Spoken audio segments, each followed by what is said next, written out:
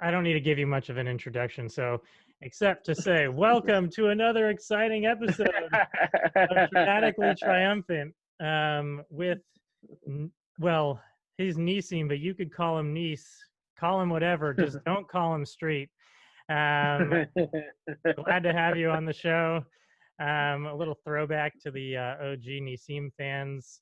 How are you? For sure. I'm doing amazing, man. Happy to be on. Happy Yeah. to be on. This is Well, like amazing. it's fun. I hear. Well, actually, the guest we just posted today, my name twin Zacharia. We hear that you guys are starting a podcast of your own, which is exciting. Yeah, we've been doing some work. Work with Shem. You want to tell us about that really quick, and then we'll get into the deep story. I think it was really just an idea that he and another friend had presented to me, and we just sort of like play with it for a long time, and we finally did a piece, and it's just slowly coming together. But I'm excited to see how people react to it. We kind of hasn't been very easy to have conversations with people about things that you grew up with in childhood, and seeing as how we come from very similar backgrounds. So it's been very easy for us to have those type of conversations, and now we get to do it on a podcast. That's great. Yeah, I mean, that's sort of one of the motivations for this was, I mean, it seems like over the last few years, difficult conversations have been harder and harder to have, and For sure. and then with COVID, kind of changed the world in so many ways. And for me, I just happen to know a lot of people with very interesting stories who come from really different backgrounds, some that are really, really tough or just had to experience tough things, and then have had amazing successes. And so that's kind of been the foundational principle of this Traumatically Triumphant. So glad to have you. Well, let's go back to the 206 on the other side of the hill. We go all the way back to like childhood and almost the same exact place geographically. Right. And so tell us about, I guess, early childhood, what it was like growing up. And a lot of people have heard the boilerplate version. I'm going to probably be asking some deeper questions to get in to just to understand some things. But yeah. Okay. So grew up there, Seattle, Sewer Park area very heavily. A little bit less on the Sewer Park side, more on the Rainier Avenue side. That's where I spent most of my dealings. And I just grew up around a lot of violence, street violence. I got into things very, very early. By the time I was 9, I was smoking already pot, and I was already dealing by the time I was 12. So I got active very, very early, and started running with a street gang when I was around 13 years old, and different things like that. So I sort of already picked up, a lot of that earlier part of my life. So I could just be an old man in my 20s and 30s already, lived a fast life, So, and then got into music, and and so I guess like, because I've had a few people who have had, I guess, well, not necessarily a music version of the experience, but I know that you had sort of two parts to you, your whole life, at least as far as I know, which is, okay, you had your wild side as a kid, which is probably different than a lot of people have had, although similar to what a lot of people have had. But you had something that was this sort of spiritual component that well, now anybody who doesn't know you looks at you and can tell that you're a man of God in some way. But but was that all, even when you were a young kid? So you're a young kid, you're getting caught up in things. What's your mindset? What's the reason behind, like, I know you're a kid, but you also played sports at the same park that I played. You know what I mean? So it's not like that's the only right. thing you're doing. What was it about it that was either enticing or brought you in? How did it get started? Um, yeah. Right. You talking from the religious aspect or the spirituality Well, I aspect? guess. What brought me into that, or what? Well, I guess I sort of confused the question. I guess first, before we talk about the religious thing, so I went backwards. Is what was the thing that brought you into these things, whether it was smoking pot super young, getting into Hmm. gangs? Now I know it's around you, but there's usually like, I guess, a catalyst or a person who was kind of like, hey, check this out. Right. Right.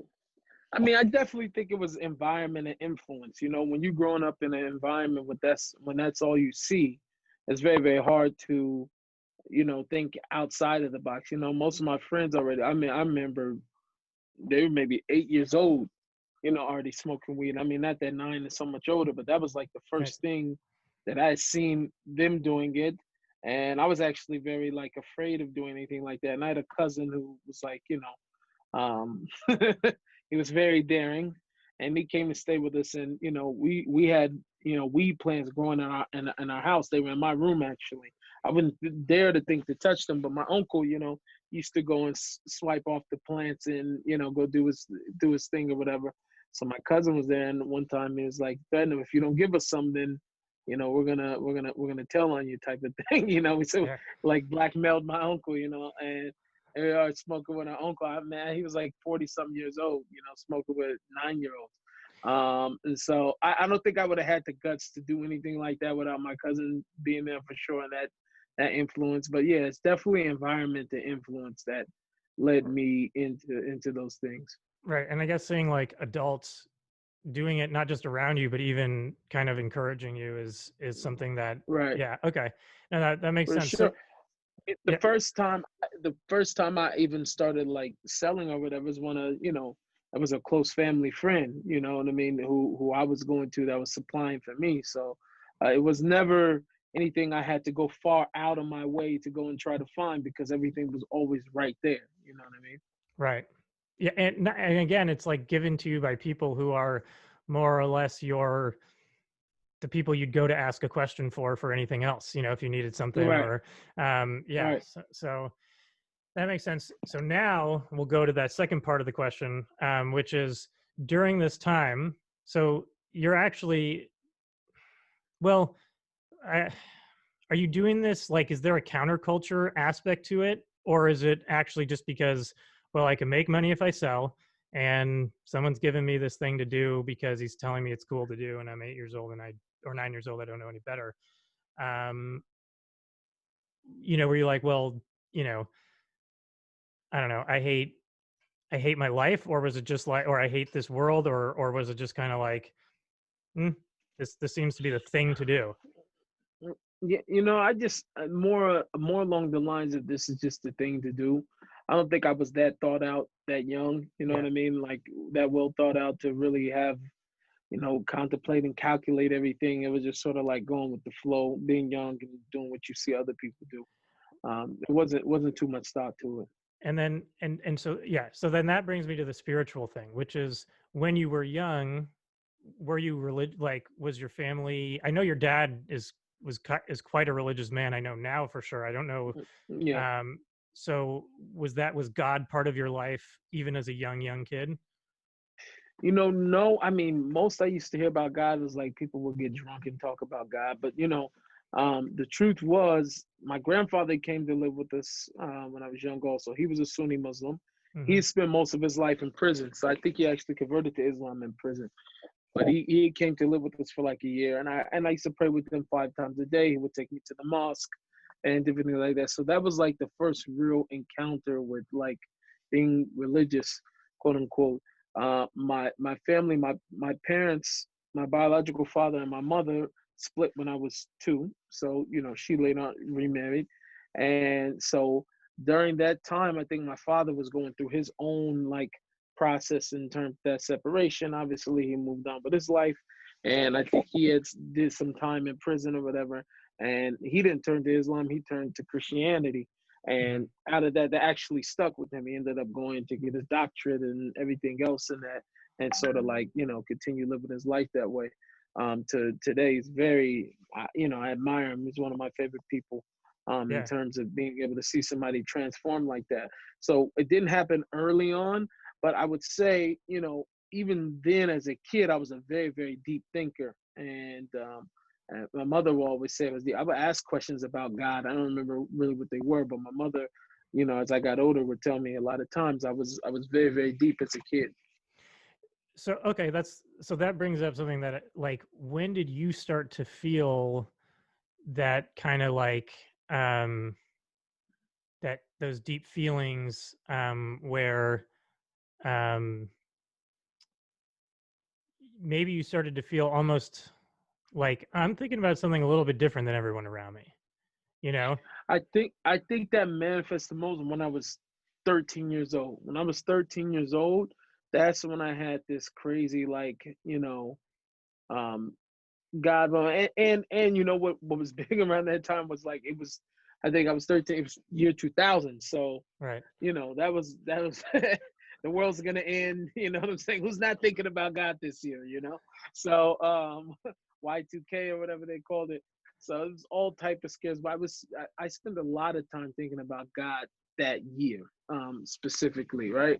Um, so I think it was more of my grandfather had went to prison a few years before that, so that wasn't so much in my life anymore. My father had made this crazy transformation. I was somewhere in the middle of trying to figure out who and what I really was, as far as even the street stuff and everything else I was involved in with GD and Gangster Disciple Nation folks. So I was like scattered all over the place, right? And because I started going to this hip hop program at the Union Gospel Mission, which was a Christian missionary place. Um, that really started making me wake to the idea of God, and that there may be an obligation to that belief. You know what I mean? Well, I sort of do. I want you to kind of expand a little bit. So Like, I mean, what? Yeah, I'm how? saying, like, in the sense of, like, you start to think like, okay, sign up to just like be thinking about God all the time, but what do I do with that? Hmm. So when I started this hip hop program, we put on a play, and it wasn't even that everybody was like pushing it down my throat. That didn't happen until I went to camp, right? Right. But before that, we put on this hip hop play of like good versus evil, right? I think I took the evil side, and my friend that took the side of light. He was a good angel, I was a bad angel, type of thing. And we did this whole play, and it was very, very beautiful play, actually. Well, your name Um, was Damien then, so you were kind of right, typecast. exactly, Yeah, you were kind of exactly, typecast. But okay. exactly. but even that, dealing with, I felt like also too during those years, 13, I was expelled from the school district that year. I ended up going to For what? Marshall, um, for making threats on the school, for bringing a gun to school, whatever, the whole whatever. Um, and so they expelled me from the school district. So I ended up having to go to Marshall, which is an alternative school, which wasn't good for me. My brother was there, my cousin was there. They were gangsters. It was just not a good setup for me. But Mm. I felt like during that time, honestly, I was in major spiritual warfare. Like, major darkness was in my life. And then when I look back at that time, it was like super, super dark and heavy. And so when I was playing that role, it was almost like I wasn't really playing a role. You know what I mean? I was holding there. So I felt like by the end of that play, it has sort of opened me up, like, spiritually, to some degree. Like, I really wanted to know more about God. So Is there a tape of that play? I don't think they recorded it. You know what? I will look into that. I will look That into would that. I be don't that know would if they be did. cool. I'd be really, I mean, that would be pretty fascinating. It's also interesting because you said 13, which is, obviously your bar mitzvah year. Right, Which is just, kind of makes sense. It's when, at least religiously, you start to become a man. right. And so it's where you start to question. And so at that point, have you then given up the bad behavior and chosen God, or what are you doing? You're rapping, No, you're yeah, for sure. Now I was still rapping. I also recorded my first two professional songs with the producer Vitamin D in Seattle. uh, Um, yeah, I hadn't given up. I hadn't given up. Really the other lifestyle that I was living up until that point. However, okay, I part of the can't help interruption. this. It's It's just okay. a part of it. I haven't We done an love interview yet where this guy has not come in It's okay. at this We time. love the juniors. We love the juniors. Okay. Anyway, so yeah, so up until this point, just like I said, living that regular life. What happened was that was very, very impactful was later that year. By this time already I was 14. I ended up going to a camp with the same Union Gospel Mission, which was very, very powerful because you have to realize just coming home from school or whatever, from childhood. By this time it had chilled down a little bit because they were doing some work. In some ways it had chilled down, but like seeing just kilos of dope on the table, garbage bags full of marijuana, and guys out, people smoking, people running in and out of your house all day long. So that type of thing, seeing that, and then like trying to like just be a kid and live a normal life just didn't really go together. So the first time I start actually seeing healthy relationships and healthy things was by being at this center. So when they Mm. took me to this camp, I was like away from everything, away from my home and everything that I knew. And so the heart is just already naturally open because you're in an immersive environment. So it was there that, whatever the missionary stuff worked, and I became a Christian. Well, what's interesting is missionary or not, it's like it's just seeing that there's something else out there, that there's like a healthy potential, that it's not just, because we talked about before, it wasn't like you were doing things necessarily to be a bad kid or whatever. You were doing things because that's what the model was. And then you saw a different Right. model, Right. which I think is very, important because I think a lot of people sometimes people are sort of born with like a silver spoon in hand, but all the relationships around them are very toxic, and it takes a Right. long time to even realize that. So anyway, that's interesting. So um all right, well then my understanding is your rap career, as well as your relationship and now wife, starts to kind of that's sort of where it begins, sort of soon after, or no, am I skipping too far? No, you're saying that from that in the rap career? I'm sorry, just ask that question Well, again. like, are you, yeah, I know. And so, meaning, so you got the camp, now you start to see, all right, there's some positivity here. I know that it didn't completely change everything on a dime, but that's kind of where your rap career, I mean, I know you started pretty young, like to really hit it hard. Um, Right. how did Right. how did that sort of work in I concert? think I think it did because you know that that did make a major impact on my life. That camp experience. I came back. I stopped immediately hanging around the crew I was around prior to. Um, I was very heavily involved in Bible study groups and different things like that. That would wane a little bit as football became my main focus while I was in high school. Between that Sure. and the music, but right around my 10th grade year, I had like a a super trip out moment, in the hallway, and I felt like this major um, feeling of, I'm out of place.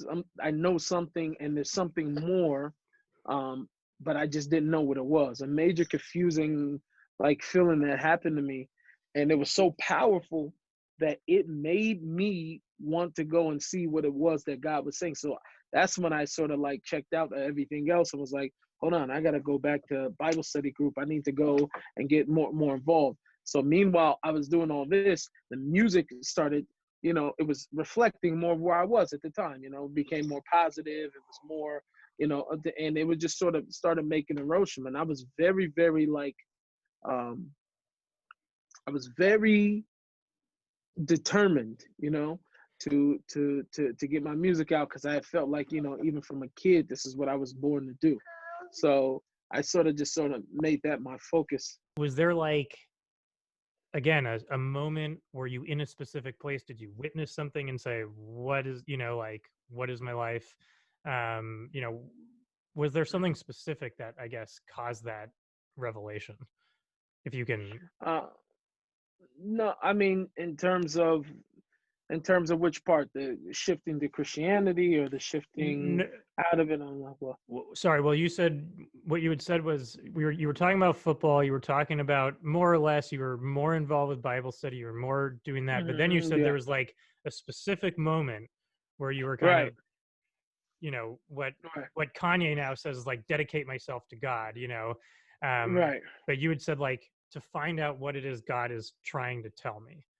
So what Right. Yeah. did you know?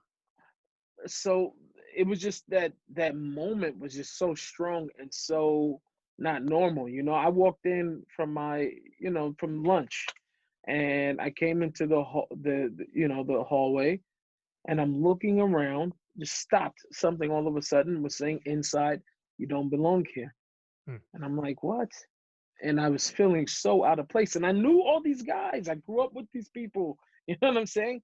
And I felt at the time I knew something that I didn't know what it was, but I knew something that nobody else knew.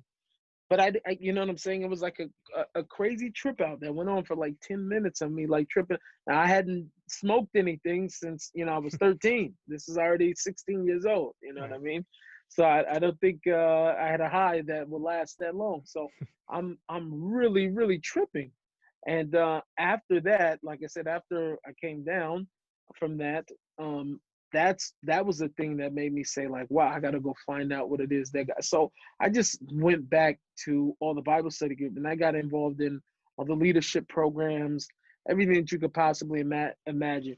And one thing that had always been said to me, even from when I was a kid, is like, he's such an awesome leader, but if only he could get the people to do the right thing. So all the way that has been pronounced over my life so much to do outreach, right? Outreach, outreach, outreach, Hmm. So that was something I got involved in very much so there. And before you knew, I had like half of my high school going to this place, to the Young Gospel Mission, to all the different after programs and different things like that. I was getting so many people involved. I was just very, very influential in that way. Nice. Yeah. Well, that has obviously continued, which is great. Right. So okay, so now I'm interested because now is like the good things as the good times roll. I know that when does your wife come on scene? So my wife came so that later that year, actually, my 10th grade year going into 11th grade year is when I met my wife. I think I was 16 originally when I met my wife. And so we have I'm getting her officially on the been, next episode, so I'm going to fact check that. No, no, okay.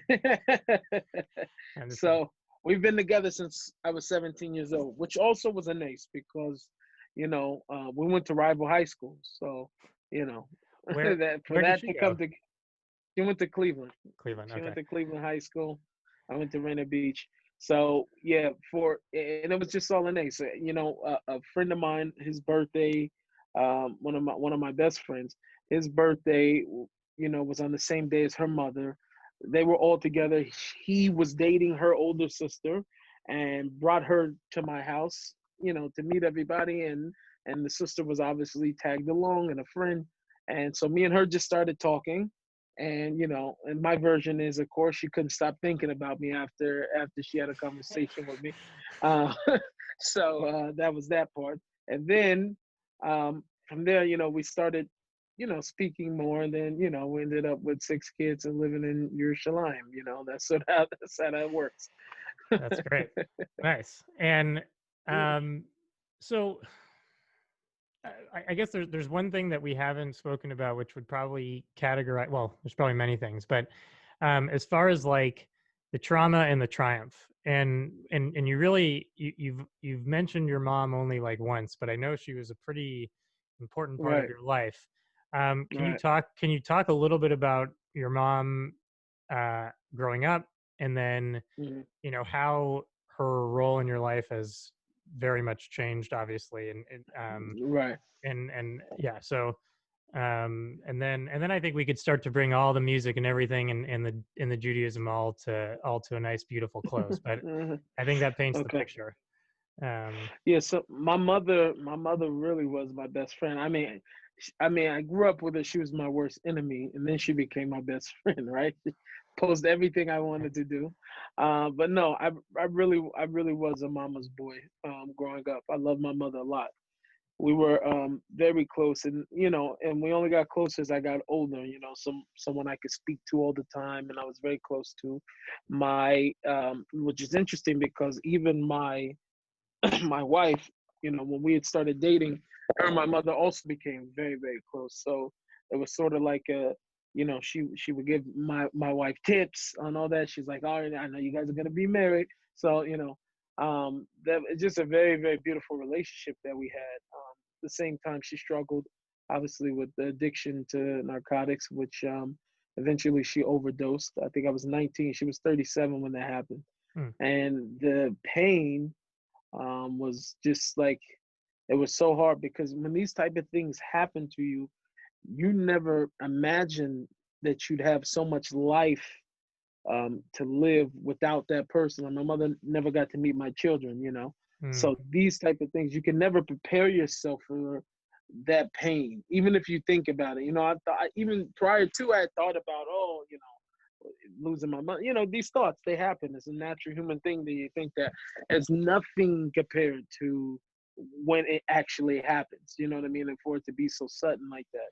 So that kind of, I would say, like, crippled me for a little bit in terms of, it was one of those things of when you don't feel like you're not so tough. You know what I mean? Not so strong. You're not as whoever you and what you thought you were. You're not it. You know. Right. Um, and I didn't really know how to cope. I would see people who were 60, 50 with their mothers still. So I'm Right. starting to figure out, and it put me at a place with God. I was just like, I wouldn't really question them, but I would have questions, type of thing, like where I would want to know why I only had 19 years with my mother, like, what the story was, and just she was such a glue piece, for the family, even also. How many people were just like, when she passed away, it was like things just fell apart completely, you know what I mean? And many different levels. So that was a very, very tough loss for me. And how did you kind of, I mean, again, you're a pretty resilient guy. What was there a moment where you sort of then pick up the pieces and said, I'm going to do this for my mom, or I'm going to keep going, um Right. I felt like, yeah, it was my motivation for like music, and because there's no obvious idea of sitting shiva or no actual mourning period that's like, prescribed. I just drowned myself in music, like in the studio, and that's where I stayed, because if I was to sit silent or sit up, I don't know if I would have stopped crying, you know. right. So it's very, very uh, so it was like, just stay busy, stay working, stay active, and try to make my mother proud. So that was the whole thing about it with the even the music. And I think I wrote a song for her that was on my first album I released not too long after that. But that song I recorded like 2 3 days after she had passed away, which was even harder in itself to get through the song. I mean, let alone to write it. But that was just, man, painful time, man. Painful time. Yeah. um okay, so at what point did you start getting, I guess, start studying Judaism?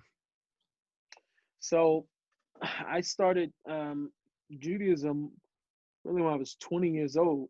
So right, so That soon next after. year, Yeah. soon after, yeah, that next year, um, what happened was we moved out of my parents' place, and we got our own place, and obviously the music was doing its own thing, and I released my first album a year prior, and I was getting ready to put out another artist. Meanwhile, all these new transformations are, transforming was taking place, of trying to like transition from being a kid living in the house to like finally having your own place. And now I'm involved in a serious relationship. I'm engaged, I'm about to get married. I'm like, trying to be a grown up about it. I released my first album that did much better than what I thought it would be. And now I have a record label, so I had other artists also too that were coming up underneath me, and so I had another artist we're getting ready to put out. I got into a rap beef with another artist who disrespected me in the song, and so that led to a physical altercation outside of a nightclub. And after I left, a friend of mine who was actually supposed to be the next artist up, he went up there to go and try to take the other person's life. I He think I was met that guy. unsuccessful. Yeah, you may have met that Yeah, I think I met him. We won't say his name in case people are coming after him, but nah, Yeah, nah, he was unsuccessful in that. thank God. And thank God. But it put me in a situation where now that he's gone, they're gonna come looking for me Hmm. because I'm the person that they had the problem with. So being sort of like with my back against the wall, like in a kill or be killed situation, it sort of made me really like think and go back to because like it was a major transformation, even in the sense that you know my demo had started doing really well. I had transitioned to making going back to gangster rap because that's what the record labels wanted, right? So going back into gangster rap, which led to me being in gangster like environments, all the way to like forgetting all of the religious Christian lifestyle that I was living at that point before, to now finding myself in this situation and going like, wow, how did I get here? You know what I mean? It was sort of like having to like reflect and go like, wow, this is like a crazy, just 4 years ago, 5 years, I was in a different place. So that was it was sort of like a wake up call. Thank God that the situation ended up getting put behind us. But after that wake up call, that sort of prompted me to start learning even more. So I picked back up my Bible while I was praying, spent a lot of time in prayer. And I just started asking questions that, were questions really that I had from the time when I was in Bible study group when I was younger. And that's sort of what led me to Judaism. I just sort of started digging up from Christianity, Islam, everything. I just started digging, started buying different books and texts and going through them, and really, really trying to get after the truth. And I think because my one major characteristic that I have is just one of authenticity, right? I'm really big on authenticity. Like I love, like if I can like if it was normal to just walk around in biblical sandals and long robes and all that and turbans, I would do it.